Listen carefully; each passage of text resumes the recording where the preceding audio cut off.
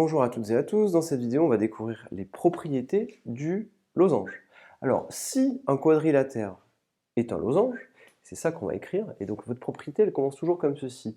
Si un quadrilatère est un losange, alors, eh bien voilà ce qui est propre à cette figure. On va donner un petit peu toutes les caractéristiques qu'on peut avoir si la figure est un losange. Eh bien c'est le cas ici, si un quadrilatère est un losange, alors qu'est-ce qu'on peut dire?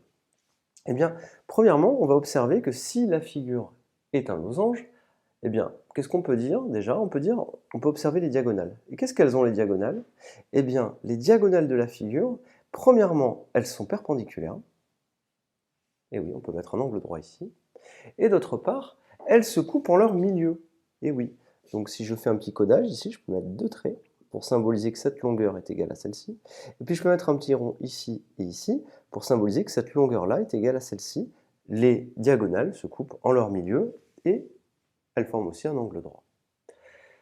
Deuxième chose, qu'est-ce qu'on pourrait dire? Eh bien, les angles opposés sont de même mesure. On va observer les angles. Bien sûr, il faut avoir vu le chapitre sur les angles, mais on observera que cet angle-là, qui est opposé à celui-ci, eh bien, ces deux angles-là ont même mesure.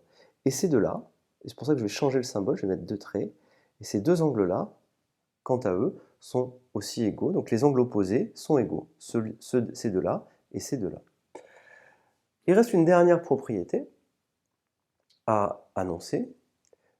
Je vous laisse la chercher, mais il y a une dernière propriété qu'on pourrait donner à la figure. Eh bien, regardez, les côtés opposés, ils sont comment? Les côtés opposés, ils sont parallèles.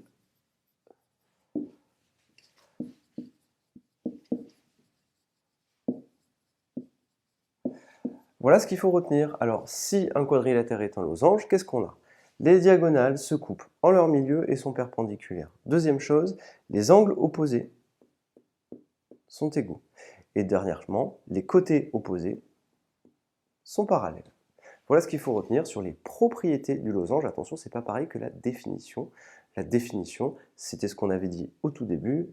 Un losange, c'est un quadrilatère qui a ses quatre côtés de même longueur. Et de là, on en déduit les propriétés qui sont écrites ici. Je vous remercie et à bientôt.